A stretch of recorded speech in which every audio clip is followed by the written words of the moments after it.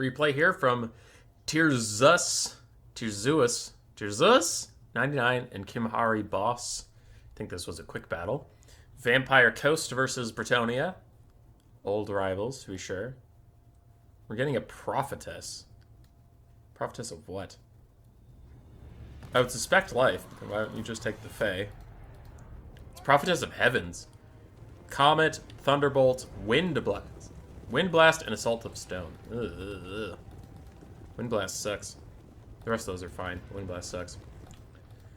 For the rest of the Bretonian build, we have some Knights of the Realm, some Questing Knights, some Knights Errant as well. Companions of Quenelles mixed in there, so it looks like 6 total Knights. 4 Peasant Archers, then a bunch of Peasant Mobs, some Spearmen at Arms, 2 Foot Squires, and a Grail Relic. For the Vampire Coast, we have triple Vanguard and Mournguls looking away from their opponent, saying, if you can't see me, I can't see you, etc., etc.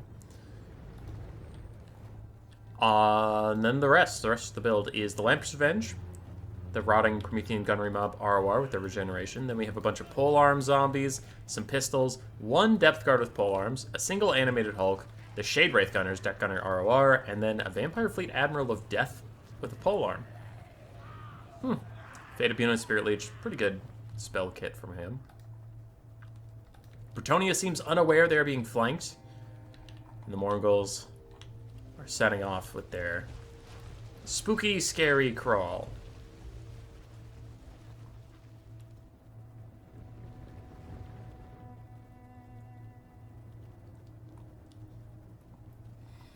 Fast forward a little bit as these guys get into range of the Shade Wraith Gunners. Already something was being cast towards them, but then it got canceled. There's a Wind Blast, and there's the exact reason that Wind Blast is on my list of worst spells in the game. It is terrible. That was 8 wins of magic, by the way. Burning Head is like 10. Assault of Stone mostly didn't... Wow. The zombies didn't even really dodge, just mostly missed. And then whatever that is a little off base. And the Comet also misses. So terrible start for Bretonia, unfortunately. Shade Wraith Gunners are now in range, and they will very quickly push off Peasant Mobs with their discouraged effect on getting shot and the already low leadership of the Peasant Mobs. I mean, these ones are getting buffed up by the Icon of Devotion. Is the only reason they're still here, and they're even thinking about it. Randon's Thunderbolt hits the Shade Wraith Gunners, does a little bit of damage, but not much. And the Knights Errant, Questing Knights actually get a good flank here. Looks like the Vampire Coast didn't quite see it coming. Now they're reacting, so these guys will want to back off soon before those Depth Guard really get involved. But it was a good start, nonetheless. After their spells all went awry. More Knights piling in. Can the coast hold? Another terrible Wind Blast comes out. Not terribly cast, just a terrible spell, and I hate it. I used to like it in Warhammer 1 and 2. It was a nice early game campaign spell, but now it's just trash. Mournguls have been spotted. They are here at last. They're ready to join the fight after their front line has already been besieged. And honestly, the Vampire Coast are having a tough time. Some Knights even gotten back to the Shade Wraith Gunners. Some of the pistols are getting shut down. So they will need these Mournguls to do their damnedest. Immediately terror out those guys on the charge. Other ones getting also close to routing. One Peasant Archer is just pretending not to be here. It's not firing, it's just minding its own business on its own. That's a much better Comet. Does a lot of damage to the zombies, a little bit to the Depth Guard. The Shade Wraith Gunners are killed off by the Knights of the Realm, so the Bretonia did a pretty good job swarming the whole area. But the Mourngul Flank is taking care of all the archers, and archers are the bane of the Vampire Coast, so I'm sure Coast is pretty happy with things so far. All of those archers are routing. Mourngul's still chasing them down. Bretonian Knights rallying a bit, trying to get something going. It's getting a little spooky. Knight Terror's just rolling through those spearmen. I don't know if they were even trying to attack them or if they were just walking past. I'm not really sure. More Mournguls joining the fight against random peasant mobs and stuff. What can Bretonia do? What can they do? Knights of the Realm without armor piercing are going to have a tough time versus the Lamprey's Revenge, and they seem to realize that, start running away, especially if the Vampire Fleet Admiral joins the fight.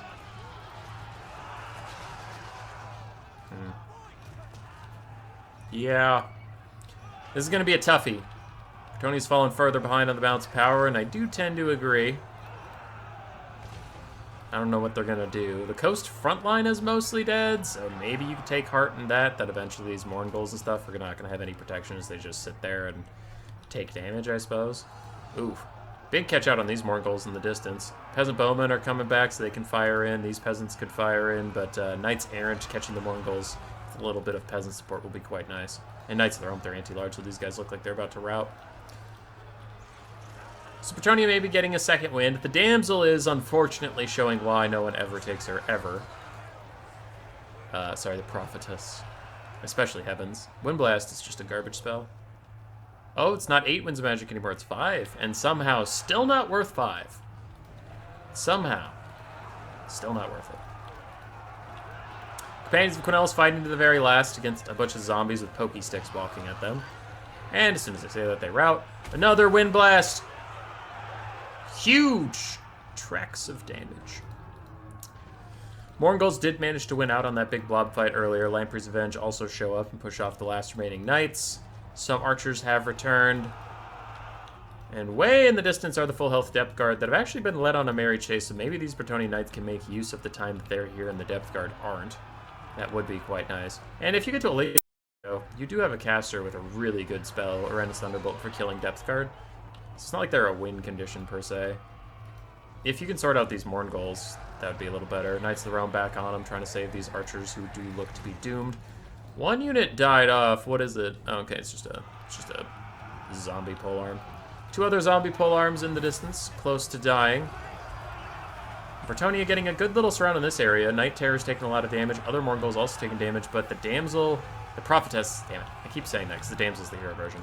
The Prophetess landing in here is going to take a lot of damage, and these Bretonnian Knights running off in the middle of nowhere, they do need to come back here. Oh, they're fighting some unit that doesn't have a unit card, but there is shit out here. It's the Night Terrors. Okay. That's decent, but I would like for them to bail out the Prophetess a little bit more. One Mourngull is fading in the distance. More zombies are fading, but I don't think that Bretonnia has it in them. Even if they kill the Night Terrors and this Mourngul, like, what are they gonna do? Fucking nothing. One last run in Thunderbolt. They secure some stuff, but it's just his army losses hits. GG. I like the Mourngul Flank. That was very funny. 1,800 for the caster. 1,300 for the Night Terrors. 700 and 1,000 for the other Mourngulls. Depth Guard ran around, tried to help out. Polearm mobs did fine. Pistol mobs, struggled and died. GG. The Prophetess pick was bold, but there's a reason that healing is so oppressive and constantly taken. If you don't want to do it, then Prophetess of Beast is better. Flock of Doom's just like a more consistent DPS spell than Wind Blast. If he's focused on Thunderbolts and Comets, I'd maybe be a little more on board, but the use of Wind Blast over and over again just didn't land, unfortunately. GG, though. Roar! Subscribe, yes, yes.